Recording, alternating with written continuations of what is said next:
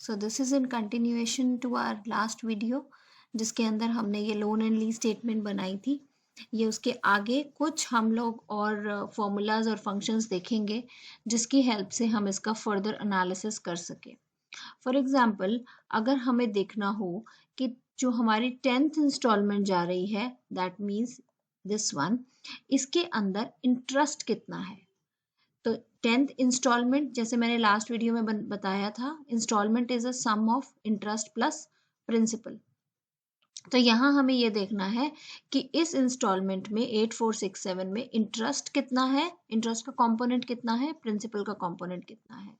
तो इसके लिए we will be using formula IPMT। तो कैसे फॉर्मूला यूज होगा, is equal to IPMT bracket starts rate. Again हम कौन सा रेट यूज करेंगे, effective rate, comma per means for which period you want to calculate the interest. So we want to calculate it for A10. So I have chosen A20. Then total number of payments. Total number of payments में हम effective period लेंगे, comma, then PV, और PV आ जाएगा आपका -1 lakh. Close the bracket, enter. तो out of 8467 जो हमारा IPMT है, जो इंटरेस्ट है, वो है 6612 रुपीज 0.92 पैसा। सिमिलरली अगर आपको ये जानना है कि 10th इंस्टॉलमेंट में प्रिंसिपल का कंपोनेंट कितना है इस पूरी इंस्टॉलमेंट में, ठीक है, तो कैसे करेंगे, आप एक काम ये भी कर सकते हैं कि इंस्टॉलमेंट के अमाउंट में से IPMT माइनस कर दीजिए, तो जो बचा हुआ होगा वो क्या होगा, प्रिंसिपल। पर क्वेश्चन कहता है यूजिंग अ फंक्शन, तो अगर फंक्शन को यूज करके करना है तो वी विल टाइप PPMT, और ये हमसे रेट मांगेगा, इफेक्टिव रेट दे देंगे, एंड पर मांगेगा, that means for the 10th year, 10th payment I want to calculate. Total number of payments है 30 और प्रेजेंट वैल्यू है -1 लाख।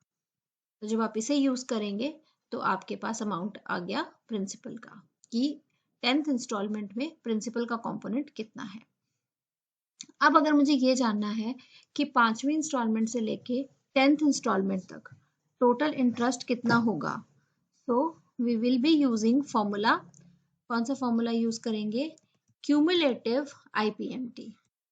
टोटल इंटरेस्ट चाहिए तो उसके लिए we will be using cumulative IPMT bracket start effective rate, comma, n per, that means total number of period, comma, present value, ये हमारी present value आ गई, comma, start period is 5, comma, end period is 10, and it is also asking type. अब type का मतलब क्या है, type का मतलब होता है कि आप पेमेंट पीरियड के स्टार्टिंग में कर रहे हो या एंड में कर रहे हो। अगर कोई पीरियड के स्टार्टिंग में पेमेंट करेगा तो ऑब्वियसली उस पीरियड का इंटरेस्ट हम नहीं लगाएंगे, क्योंकि इंटरेस्ट उसी पीरियड का लगेगा जितना आप उस पैसे को यूज कर रहे हो, तो आपको उसका चार्ज पे करना है। अगर मैं पीरियड के बिगनिंग में इंटरेस्ट दे देती हूँ तो मैंने उस पीरियड को पैसा यूज नहीं किया, तो मेरा इंटरेस्ट उतने अमाउंट से कम हो जाएगा। तो जब आप यहाँ पीरियड पे आएंगे तो अपने आप एक्सेल आपको बताएगा 0 at for the end of the period, 1 for the beginning of the period. Generally हम हमेशा इंस्टॉलमेंट की पेमेंट स्टार्ट करते हैं at the end of the period. तो एंड ऑफ द पीरियड के लिए we will be using 0, close the bracket, enter. तो ये आपकी आ गई installment, total number of interest, total amount of interest for from 5th to 10th। अब आप यहाँ देखो, मैंने PV के आगे माइनस नहीं लगाया क्योंकि इसने क्यूमुलेट करना था, क्यूमुलेट का मतलब इसने टोटल करना था। अगर मैं माइनस लगाती तो ये कैलकुलेशन नहीं हो सकती थी, इसने सारे 5th से लेके 10th इंस्टॉलमेंट तक के इंटरेस्ट को ऐड करना है, तो अगर मैं माइनस लगाती तो नहीं हो पाता। तो इंस्टेड हम क्या करेंगे, हम इस पूरे फॉर्मूले के आगे माइनस लगा देंगे, सो दैट ये मेरा आंसर इस तरीके से आ जाए। So this is cumulative interest. Similarly अगर मुझे क्यूमुलेटिव प्रिंसिपल निकालना हो, so I would be using cumulative, और प्रिंसिपल के लिए फॉर्मूला है CUMPRINC, क्यूमुलेटिव प्रिंसिपल।